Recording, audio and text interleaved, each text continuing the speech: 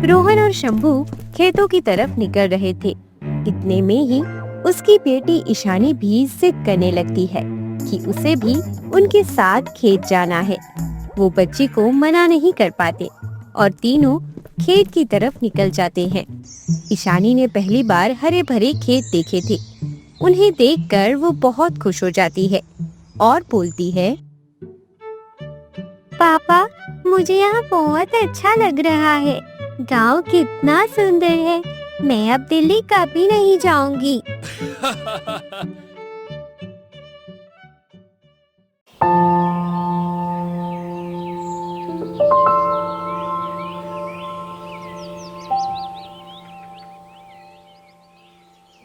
रोहन दिल्ली शहर में अपने छोटे से परिवार के साथ रहता था।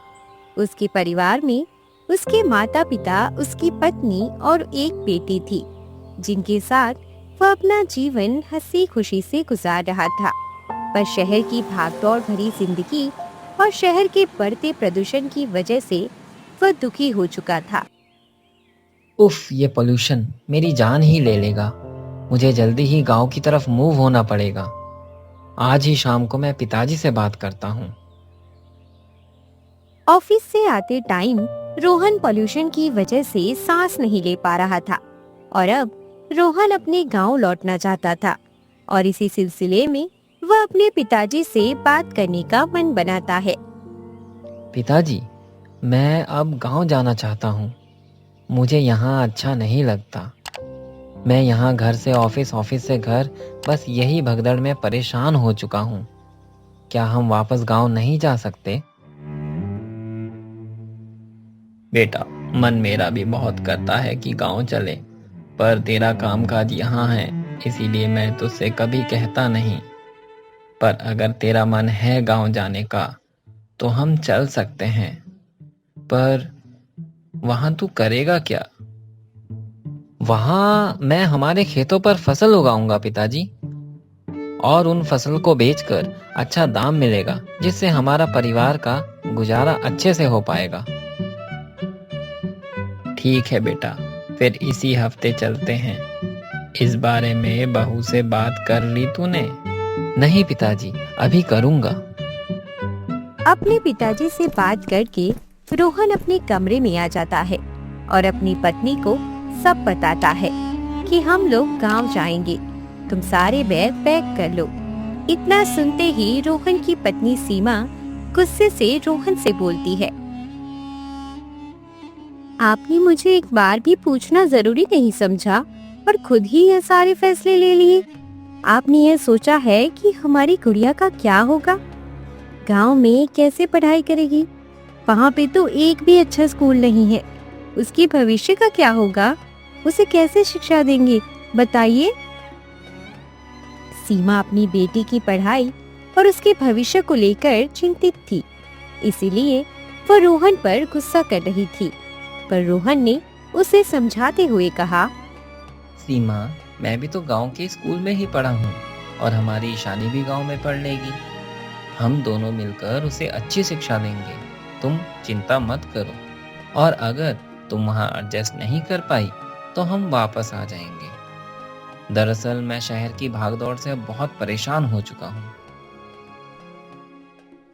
रोहन सीमा को समझा देता है और सीमा भी गांव जाने के लिए मान जाती है। अब सारा परिवार मिलकर गांव आ जाता है और खुशी खुशी रहने लगता है। रोहन के पिताजी रोहन को उनके खेत दिखाने ले जाते हैं। चलो रोहन, तुम्हें हमारे खेतों पर ले चलता हूँ। तुम बहुत छोटे थे जब तुमने हमारे खेत के बारे में जाना था।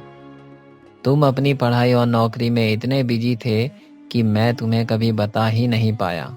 आओ, आज चलते चलते तुम्हें सब दिखाता हूँ।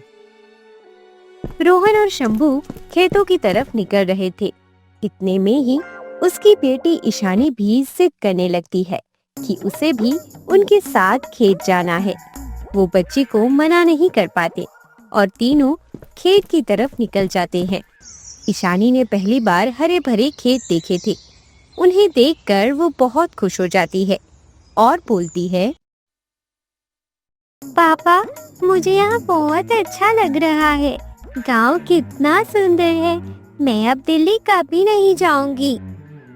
ईशानी की बात सुनकर दोनों हंसते हुए बोलते हैं। हाँ हाँ मेरी बच्ची, हम कहीं नहीं जाएंगे। ऐसे ही हंसी खुशी के साथ उनके दिन निकल रहे थे। रोहन रोज खेतों पर जाता और बहुत मेहनत से काम करता था। उसकी मेहनत उसकी फसलों के रूप में उसे मिलती थी।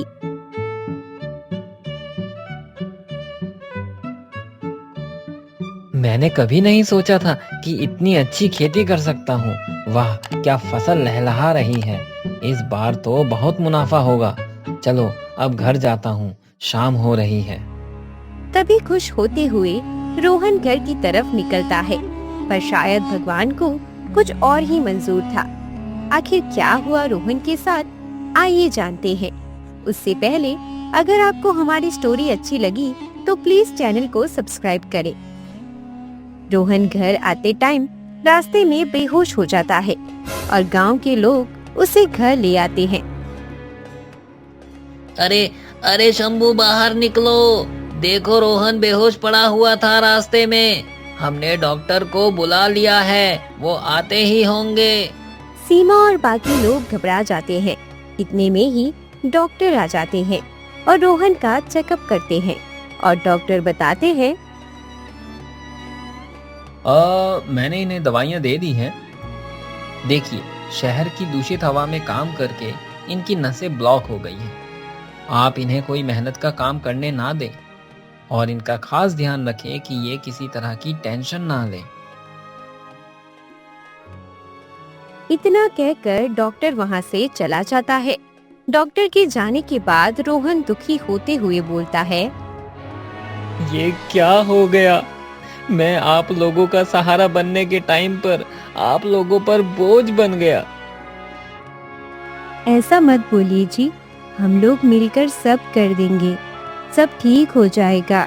भगवान पर भरोसा रखिए और आप ज्यादा टेंशन मत लो, नहीं तो आपकी तबीयत और ज्यादा खराब हो जाएगी। दिन ऐसे निकल रहे थे। रोहन की बीमार होने के बाद उनकी आर्थिक स्थिति अब खराब होने लगी और घर में राशन पानी का अकाल होने लगा। उनको समझ नहीं आ रहा था कि वह क्या करे। एक दिन सीमा देखती है कि उसके पतीले में बस थोड़ा सा दाल और चावल रखा है।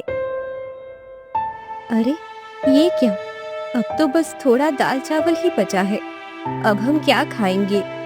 अब तो सारे पैसे भी खत्म हो गए हैं। बने की यहाँ इतना उधार हो गया है कि अब वो उधार भी नहीं दे रहा है। हे भगवान, और कितने बुरे दिन देखने पड़ेंगे। ऐसी जिंदगी से तो अच्छा है मैं मर ही जाऊं। अब और बर्दाश्त नहीं हो रहा है। सीमा खुद से बात कर ही रही थी, तभी उसकी सास सरोज आ जाती है और बोलती है। बहू, रोहन की दवाई का समय हो रहा है। क्या तुमने खाना बना लिया? हाँ माँ जी, बस थोड़ा दाल चावल है, उसी से खिचड़ी बना देती हूँ। इतना बोलकर सीमा खिचड़ी बनाने लगती है और मन ही मन सोचती रहती है, इतनी सी खिचड़ी से सबका पेट कैसे भरेगा। थोड़ा खाना होने की वजह से वो पहले सबको खाना परोस देती है। आइए माँ जी, आप लोग खाना खा लीजिए। सब लोग खाकर चले जाते हैं। सीमा देखती है, अब पतीले में थोड़ी सी खिचड़ी रखी है।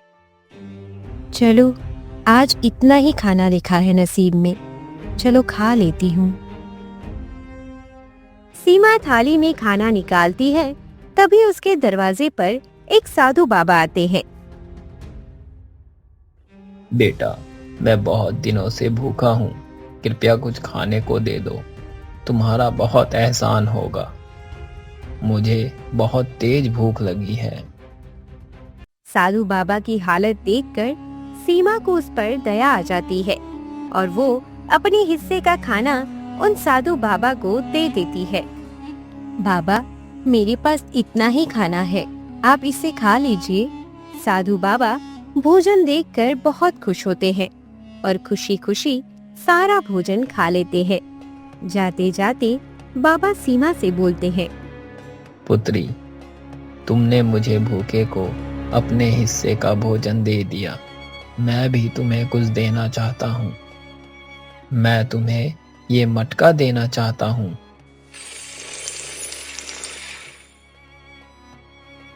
ये कोई आम मटका नहीं, ये एक जादुई मटका है जो कभी भी खाली नहीं होगा। इसे रख लो बेटा।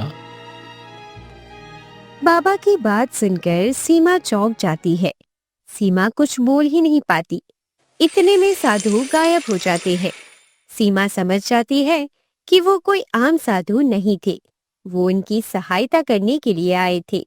सीमा खुश होते हुए अंदर आती है और मटके को चूल्हे पर चढ़ा देती है और देखती है कि मटका भोजन से भरा हुआ है। वह सारी बातें अपने घर वालों को बताते हुए कहती है, माँ जी, रोहन जी, अब हमारे दिन सुधर जाएंगे। देखो, साधु बाबा ने मुझे एक मटका दिया है जिससे खाना कभी खत्म नहीं होता। अब इस खाने को हम बाजार में ले जाकर बेचेंगे और इन पैसों को जोड़कर हम रोहन जी का इलाज अच्छे से करा पाएंगे।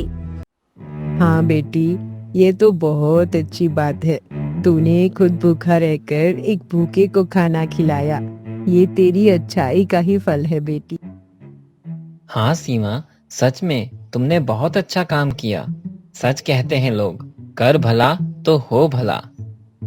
दूसरे दिन से ही सीमा और उसकी सास खाना ठेले पर ले जाकर बाजार में बेचती है और लोगों को उनका खाना बहुत पसंद आ रहा था। अब धीरे धीरे उनकी आर्थिक स्थिति भी सुधरने लगती है और रोहन भी पूरी तरह ठीक हो जाता है।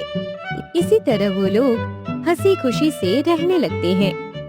अगर आपको हमारी स्टोरी अच्छी लगी तो प्लीज चैनल को सब्सक्राइब करें